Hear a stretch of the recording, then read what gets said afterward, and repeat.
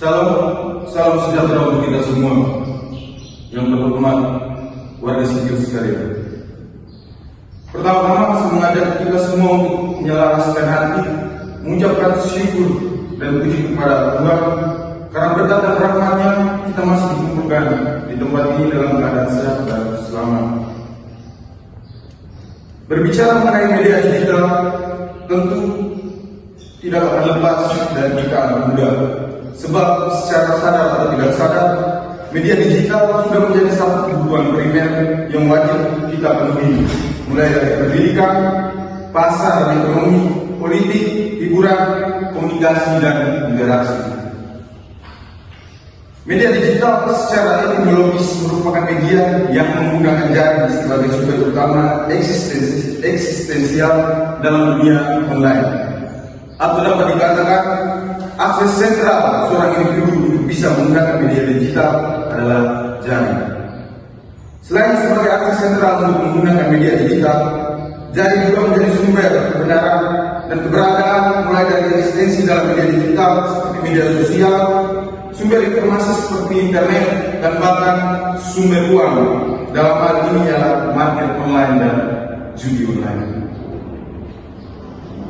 Warga sipil sekalian, data dari CNN Indonesia menyebutkan bahwa Indonesia merupakan negara dengan jumlah user terbanyak judi online di dunia dengan jumlah 2,73 juta pemain secara keseluruhan, dengan 11% diantaranya atau sekitar 260.700 orang berusia 10 sampai 20 tahun atau dapat dikatakan anak muda. Mungkin dalam hati kita sekalian bertanya-tanya mengapa jumlah tersebut bisa sebanyak itu. Jawabannya ialah orang gila mana yang tidak tergiur mendapatkan banyak uang dengan hanya mengetuk jari pada layar smartphone ketimbang harus membanting tulang untuk mendapatkan uang. Selain itu, salah satu faktor yang menyebabkan banyak anak muda memainkan judi online ialah media sosial, dalam hal ini marketing influencer yang mempromosikan situs judi online. Dari promosi tersebut, kemudian banyak anak muda tertarik dan tidak mau ketinggalan untuk mencoba hal baru dalam kehidupan mereka.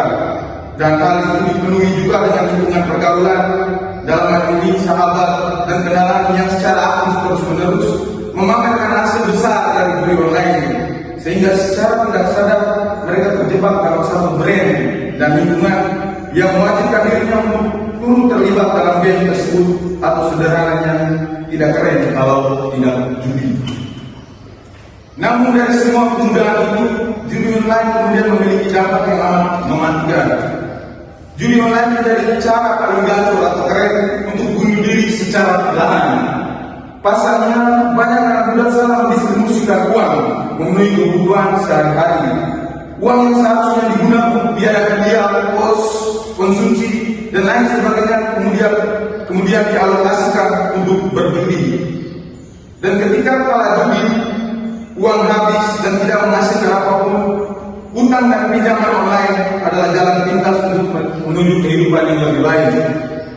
Ironisnya, ketika semua hutang yang digunakan untuk berjudi tidak dapat dikembalikan, maka bunuh diri adalah alternatif ampuh untuk melarikan diri.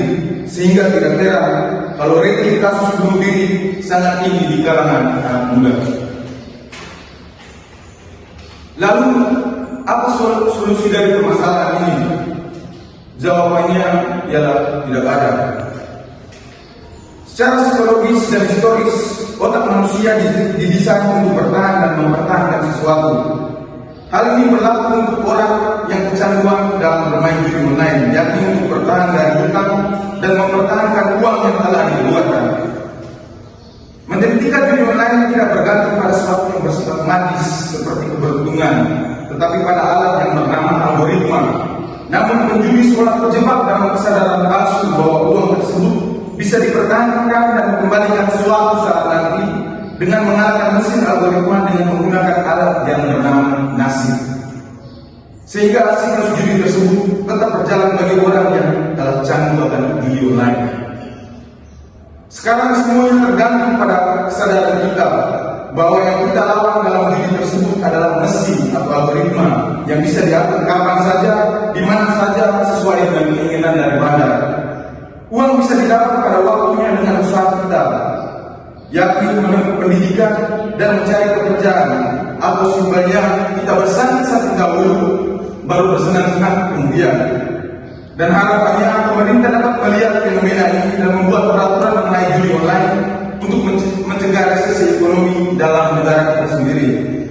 Terakhir, pesan yang boleh saya sampaikan dalam pidato ini ialah hati-hati gunakan jaring, karena dunia ini bukan lagi tentang mulutmu menjadi harimau, melainkan jaring ini menjadi harimau.